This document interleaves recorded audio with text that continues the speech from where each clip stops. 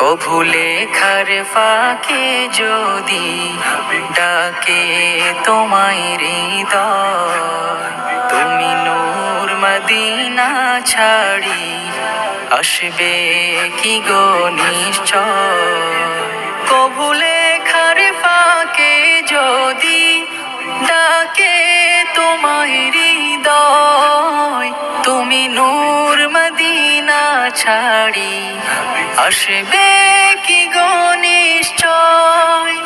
যদি রাখো সত্যি সত্যি চরণ পাপীর ঘরে, জীবন কাটিয়ে দেব তার ছাপের চারিপাশে।